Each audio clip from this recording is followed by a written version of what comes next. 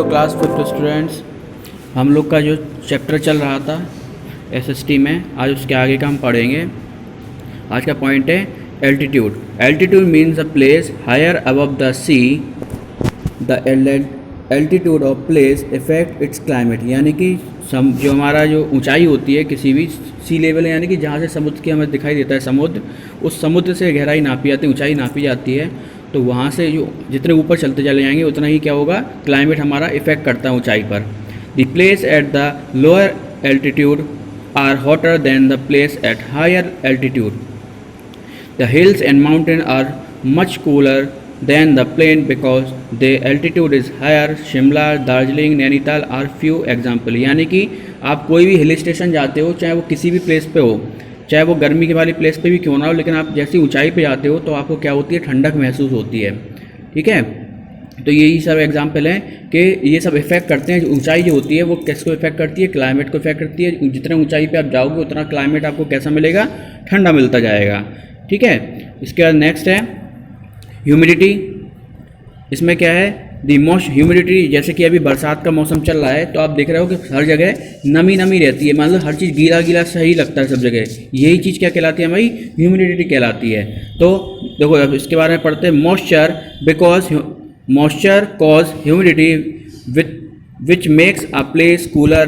Place near the sea experience high humidity because the large amount of evaporation taking place from the near area near the sea. यानी कि जो वैसे अभी हमें यहाँ बरसात चल रही है तो हमें ये ह्यूमिडिटी फील हो रही है कि डेली बारिश हो रही है, फिर हल्की धूप निकलती है, फिर बारिश हो जाती है। तो पूरे एटमॉस्फेयर में हमारे क्या है, वो ह्यूमिडिटी है, मॉइस्चर है थोड़ा सा।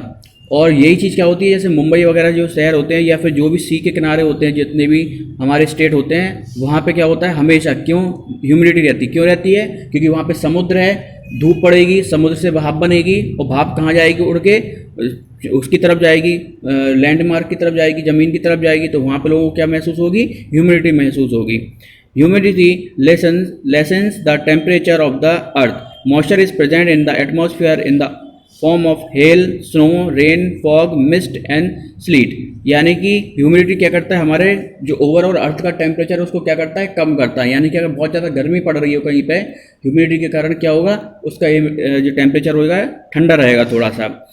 Moisture in present in atmosphere, जो हमारा मॉइस्चर होता है वो किस किस फॉर्म में होता है, देखो हेल यानी होता है ओले। ओले जानते हो, जो बारिश होती है कभी कभी देखा होगा आपने कि ओले गिरते हैं, बड़े बड़े बर्फ़ के राउंड राउंड टाइप के होते हैं, वो गिरते हैं, वो हेल। स्नो यानी बर्फ़ भी गिरती है, वो भी किसकी बनी होती है, मॉइस्चर की, यानी कि पानी की बनी होती है। पानी, रेन यानी पानी तो है ही, इसका मतलब इवेपोरेशन हुआ, फिर वो बारिश होती है वही। फॉग यानी कि जब हम सर्दियों में होते हैं, सर्दियों में क्या होता है, कोहरा पड़ जाता है, वो फॉग। मिस्ट मीन्स क्या होगा, हमारा जो धूल टाइप की होती है ना, धुंध टाइप की जिसे कहते हैं, वो होती है। और स्लीट क्या होती है, स्लीट मीन्स होगा आपका जो आपके ओले और बारिश एक साथ होती है, वो जब उसको स्लीट बोलते हैं। ये सब किसके एग्जाम्पल है, ह्यूमिडिटी। ह्यूमिडिटी जब होती है ये सब चीज़ें आती हैं। नेक्स्ट क्या है हमारा, wind. Wind also effect the climate of a place. It's may depend on the nature of the wind, whether it is cooler और hot, and also the place of origin of the wind blowing, of the wind transported heat and moisture। Actual में wind से यहाँ पे मतलब क्या है, यहाँ पे सिर्फ इतना बताना चाह रहे हैं कि विंड भी इफेक्ट करती है क्लाइमेट को। अगर कहीं बस डिपेंड करता है कि वो विंड कहाँ से चल रही है। अगर वो गर्म प्लेस से चल रही है तो वो विंड कैसी होगी, गर्म होगी। जैसे हम गर्मियों में देखते हैं, गर्मियों में भी हवा चलती है, बरसात में भी हवा चलती है, सर्दियों में भी हवा चलती है। अगर गर्मियों में हवा चलती है तो और ज़्यादा गर्मी बढ़ जाती है, क्यों, क्योंकि वो हवाएं कहाँ से आती हैं, गर्म क्षेत्र से आ रही हैं। और सर्दियों में जो हवाएं चलती हैं तो और सर्दी बढ़ जाती है ना। तो इससे डिपेंड करता है कि वो हवा कहाँ से आ रही है, ठंडे क्षेत्र से आ रही है। ठीक है, अब यहाँ देखते हैं, द विंड ब्लोइंग मीन्स बहना, blowing from land to sea are known as offshore wind. जब भी कोई विंड कहाँ से चलती है, फ्रॉम लैंड टू सी, यानी जमीन से समुद्र की तरफ चलती है, उसको हम कौन सी विंड बोलते हैं, ऑफशोर विंड बोलते हैं, और लैंड ब्रीज बोलते हैं। Wind that blow from sea to land are known as onshore wind और सी ब्रीज। यानी कि जब भी कोई हवाएं समुद्र से जमीन की तरफ चलती हैं उसको क्या बोलते हैं, हम सी ब्रीज बोलते हैं। ठीक है, नेक्स्ट है डिस्टेंस फ्रॉम द सी, किसी भी चीज़ की डिस्टेंस जो होती है अगर सी से यानी समुद्र से जो पास में जो क्षेत्र होते हैं वो भी क्लाइमेट पे इफेक्ट करते हैं। कैसे? The sea effect the climate of a place, किसी प्लेस का क्लाइमेट को इफेक्ट करता है sea. Coastal area are cooler and wetter than land area, जैसे अभी पहले बताया था ह्यूमिडिटी वाले, वही ह्यूमिडिटी वाली चीज़ यहाँ पे है।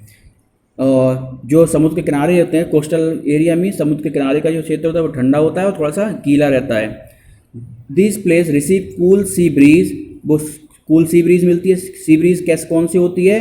जो समुद्र से, लिखा है ना, देखो ये लिखा था ऊपर, समुद्र से ज़मीन की तरफ बहती है, तो सी ब्रीज मिलती है। Where the land lock place do not experience, land lock place मतलब जो प्लेन एरिया होता है जो समुद्र के किनारे नहीं है वो इस चीज़ को फील नहीं कर पाते हैं।